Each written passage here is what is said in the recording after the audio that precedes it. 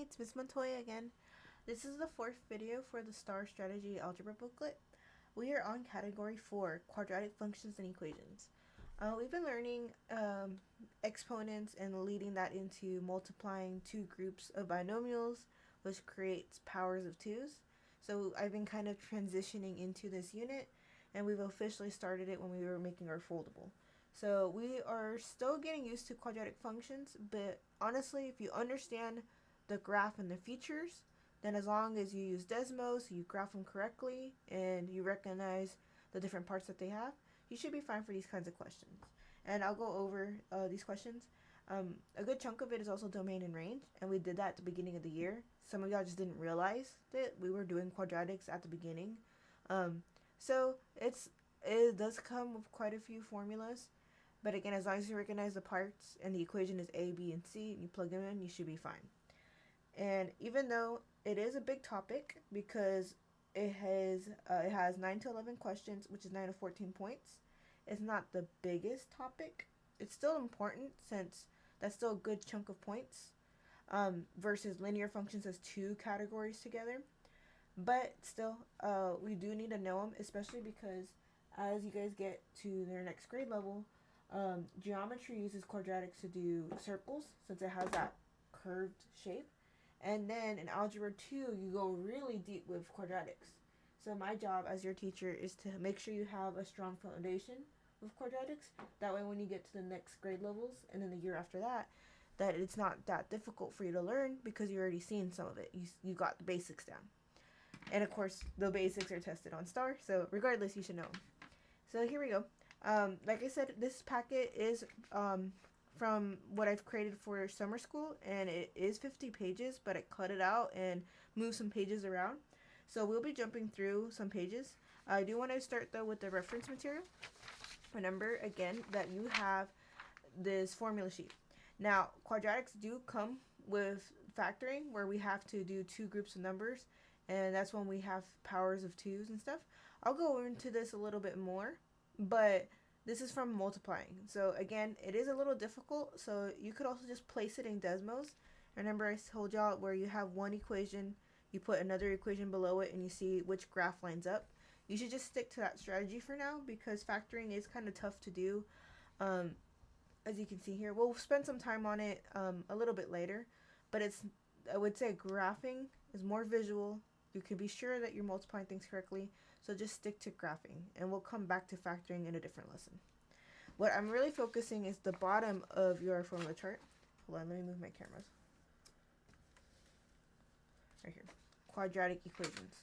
So we created a foldable last week where we have the formulas on each different tabs. Standard form is the standard, this is the basic form. It's alphabetical, AX, B, and C. AX squared, BX, and C. It goes from this order. Vertex form is when we use the vertex, and this one transforms the graph. We have a tab over this, and we've talked about it briefly, and I have a worksheet to help you out with this. We'll do more practice with this, but again, with vertex form, think of this one is very similar to y equals mx plus b.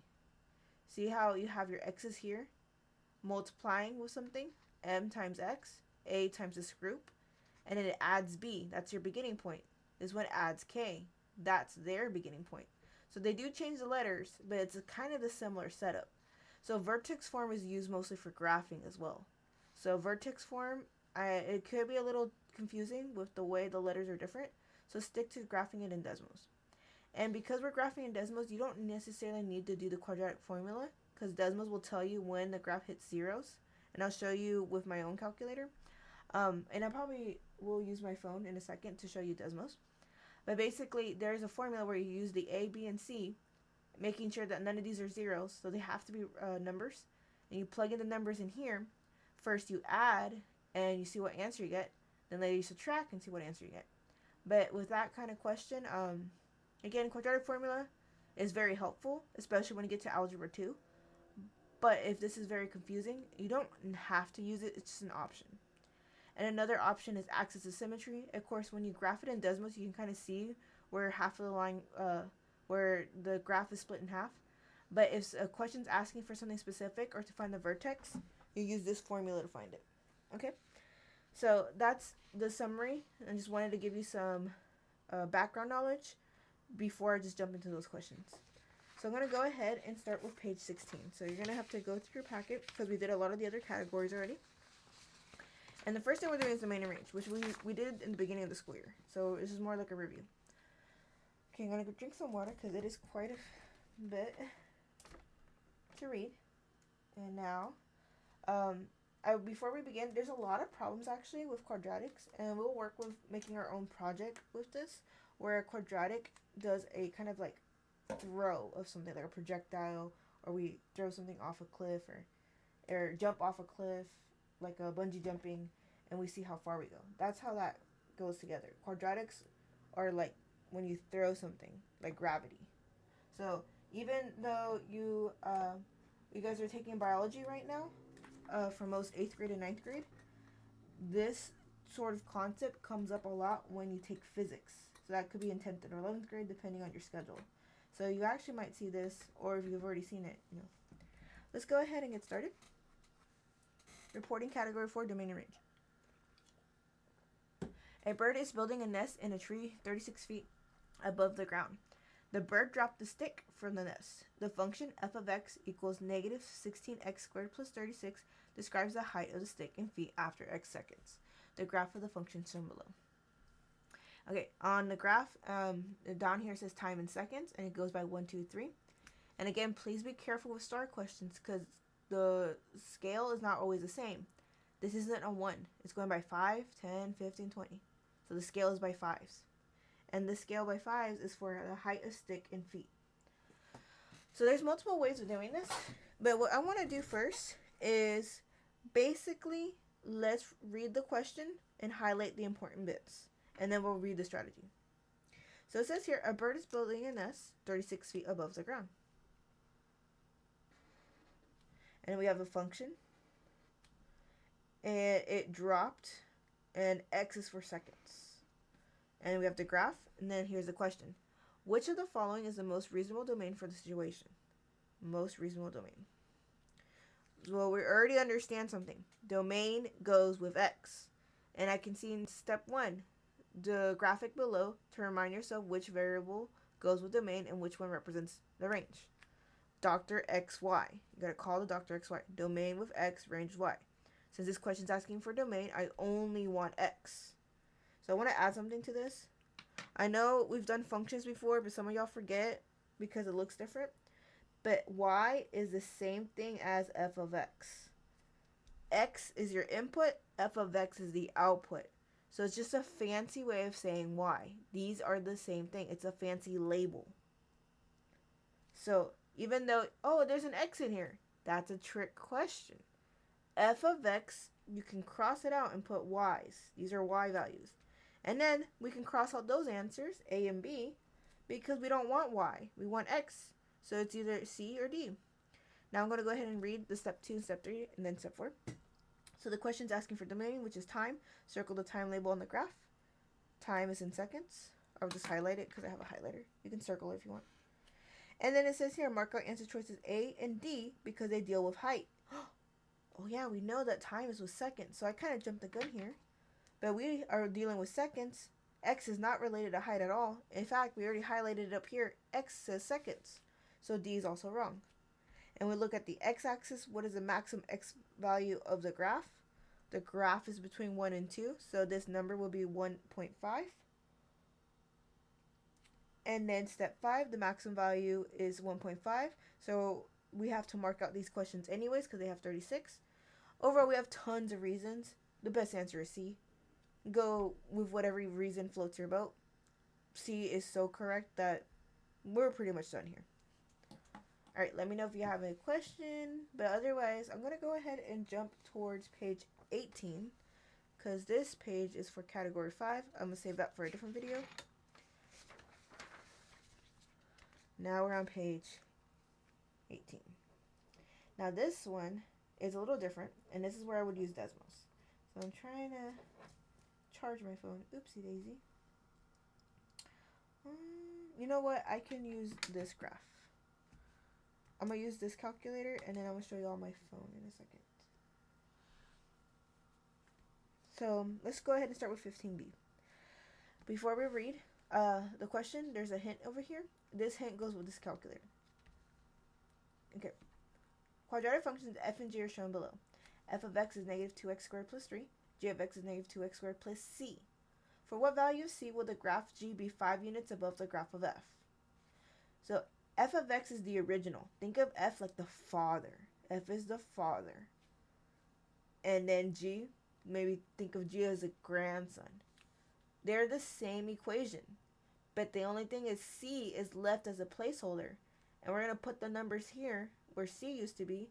That way we can see when is g going to be 5 units above the graph of f. So when will g grow past f? So when will this little grandson of a line, this curve, be higher than the father? So what we're going to do is click y equals.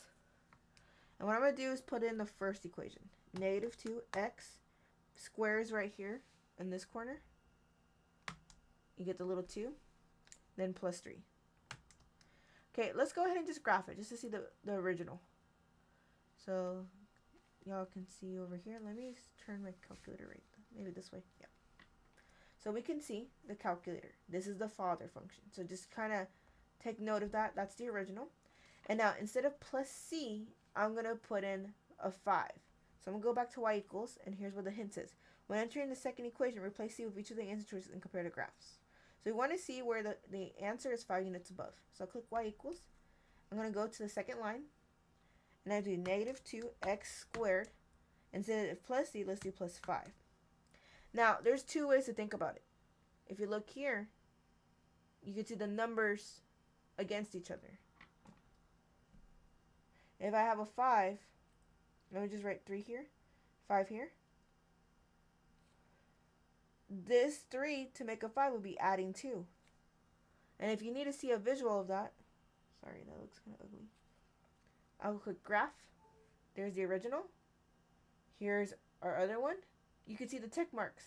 That's only 2 spaces apart. That's not 5 spaces apart. So A is wrong. And so we could do this with each one. So again, the next question, where instead of using 5, go back to the equation. We're going to change this to an 8. Because that's what answer choice B is. I'm going to put B inside of here. Then I'm going to click graph. There's the original. Here's the second one coming up. And then you can count the tick marks. I'm going to bring it up real close. It's kind of a glare, sorry.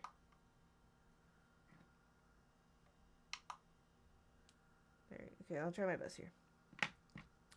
So here's 1 tick mark, 2 tick marks, 3 tick marks, 4 tick marks, 5 tick marks. And again, if I try to go back to the equation, we have the plus 3 on here, plus 8 over here. For a 3 to become an 8, we have to add 5. So B is the best answer. So these kinds of questions, they look tricky, but you're actually just going to go ahead and graph them. And I have my phone ready. I have an iPhone. I'm kind of a boomer with phones, so give me a second. I want to go to Desmos, so give me a second. I said I'm not really good at this stuff. Oopsies. I'm going to do Desmos on my phone so that way I could have everything on the same screen, because I'm not doing things on the computer right now.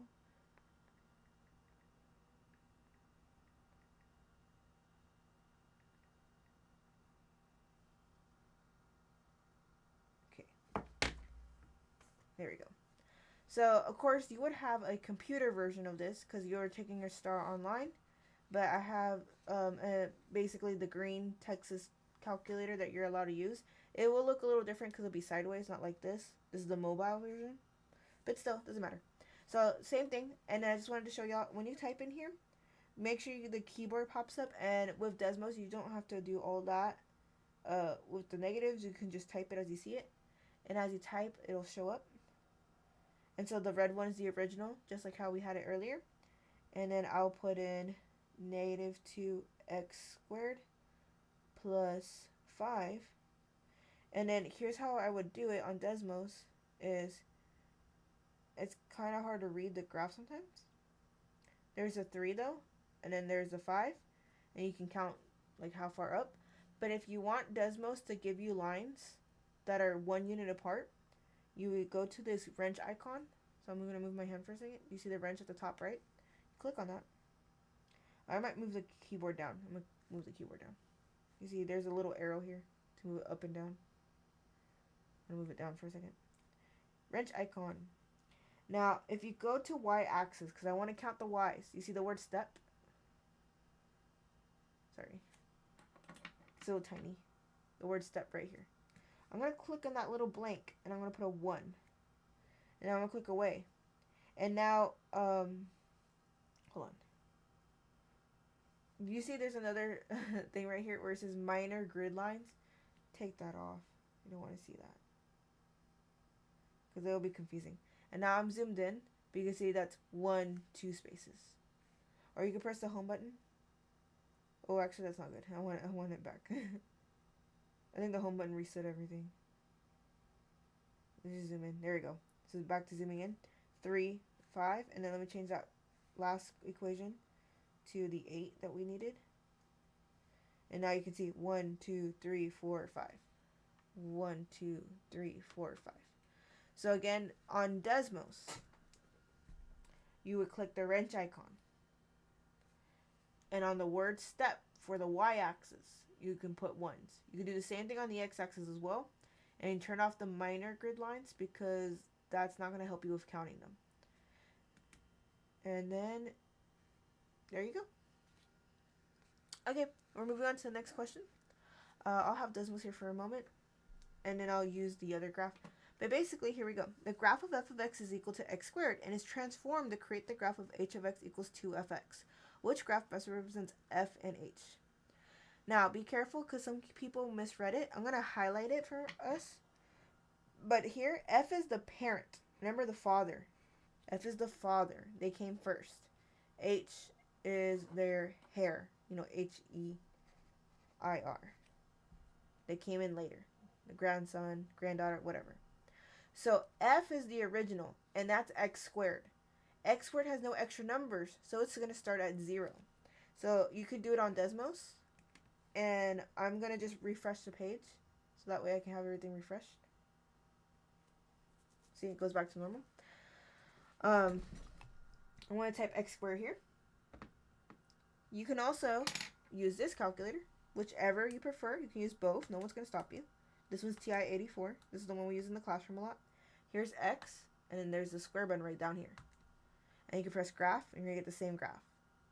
It's just starting at 0. See? Starting at 0. So this graph is f. And so I want to make sure I'm looking at things correctly. On the answer choices here, f is dotted. So I'm going to highlight it orange so you can see it better on the screen. Okay? That seems to match up.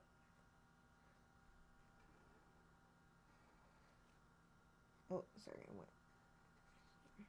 Seems to match up. It goes down to 0. I kind of messed it up. Okay, seems to match up. Okay. So F is the original. The solid line is for H. So what I'm going to do now is put in H. And H says 2fx. Now, this graph is actually better to see on Desmos because Desmos has different colors for you. But I am going to use the original just in case some of y'all prefer the original. And now, here's the tricky part though. It says here 2f of x. So what we're going to do is substitute.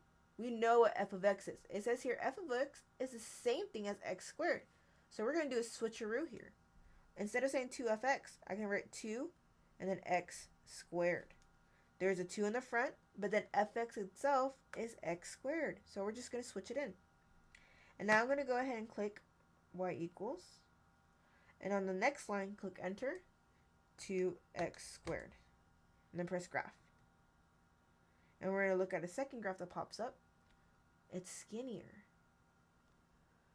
So obviously, if I look at my answer choices, A doesn't seem right because it floated upwards. We're still starting from 0. So A is wrong. Same thing with C. C moves to the right. Our graph didn't move right. C is wrong. In fact, what's happening here is that because we multiply by 2, this is called a vertical stretch. You might see that on STAAR. I've seen questions like that before. Vertical stretch. Because it's multiplying by 2, you're stretching it up higher by 2's. Now, we're kind of between two answers, B and D. They kind of look the same. And it's a little hard to see on this graph. So now I'm going to do it on Desmos. Now, on Desmos, I did put x squared. Wait, here's a little trick you can do. I'm going to erase this. And let me put in the keyboard function. I'm going to put F. And I'm going to put parentheses X. So I'm labeling it. And then x squared. So you can put the function name in here. Now I'm going to try this out because I actually haven't done this before. You see how it says 2fx? Let's try that. Will it let us see it? It did. So if you can't figure out the TI-84 calculator, the one that we have in the classroom, feel free to bring up Desmos. You're allowed to use Desmos. And let me put away the keyboard. You can see right here. Here's the fx equals x squared. And you can just type in this part in Desmos, and it still shows you the answer. And now what I'm going to do is zoom in so we can see it a little better. Red is the parent. See the father? Blue is the new one. The blue one is inside because as we stretch up, we're getting skinnier. You know, think about people who get really tall. They get lanky. Same thing with this graph. So if I look at B and D, the best answer is D because we went up. And you can kind of see here, it's going by 2's, 4's, and so forth. So the answer is D. Okay. I hope that makes sense. And again, I'm showing y'all both. Desmos is great for graphing. So again, make it your best friend while you do these quadratics. I know we haven't really done too many of these problems just yet because we're still learning it. But you have the tools available. You can do it. I'm going to go to the last page, page 20. We actually started on this page before, but we only did half of it. It's one of these sideways pages. We did this side already for a different category, so please watch a different video for that one. We're going to go to the second half right here. Okay. And these are more transformation questions, just like how we did it earlier. So if you like Desmos, bring it out. I'm going to have Desmos more often. I'm going to do both, just so y'all can see both. So you prefer, you know, I'm not stopping you. You live your life. Pick Desmos, pick TI-84. I don't care. Pick both. You know? Live your life. You can love many things. Alright, question 15. The graph of fx equals x squared is shown on the grid. Just like what we did earlier. Now let me read the question. It says here, which statement about the relationship between the graph of f and the graph of g of x equals 7x squared is true? So it's very similar to what we did, except now we have a 7. So I'm going to use this strategy with the TI-84 calculator. But we have the question also graphed for us here. So now what we're going to do, I'm going to turn this on now. I'm going to have so many things on my screen right now. Go to y equals. It says enter y equals x squared into y1. We've done it. And so what I'm going to do is go to the second one. Instead of the 2, put a 7. Or you can, clear the screen and rewrite it, whatever. And now we're going to graph, and we're going to compare the graphs to see how they're different, and then we're going to look at the answer choices. So there's the father, the original. The Holy Father function. Sorry, bad joke. And then you can see again, we multiplied by 7, so that stretches your graph. And the stretchier it gets, the thinner it gets. So that's our graph there. If you want Desmos, which is a little bit more flexible, you can literally type it in here as well. Do that real quick, 7x squared. Again, you can see it's a very skinny graph. So I'm going to read all the answer choices. The graph of G is nearer than the graph of F. That sounds about right. B, the graph of G is wider than the graph of F. No, it didn't get wider. The graph of G is 7 units below. Nope, we did not move down. You see, we know that we stayed the same spot because they're both starting there at 0, 0. The graph of G is 7 units above. Same thing. All these are wrong. The best answer has to be A. And it says it here. Okay, hope that makes sense. We're moving on to our last question. So again, I know quadratics, some of y'all seem a little scared because of the power of 2, those exponents. You guys are still working out the kinks on that. But just keep using Desmos. Keep using the visualization of the graphs, and I like kind of, it's all about matching and comparing. So you can do this, okay? We're going to do that one more time. The graph of f(x) equals x squared was transformed to create the graph g of x, which is parentheses x minus 7.5 squared. Which of these describes the transformation? So I'm going to go ahead and cross these out. Bump, bump. I'm also going to use this calculator, y equals. We can keep the first one. It's just x squared. X squared. Oopsies. And then the second graph says x. Hold on, let me clear it. X minus 7.5, close the parentheses, then you put the square. You can click enter.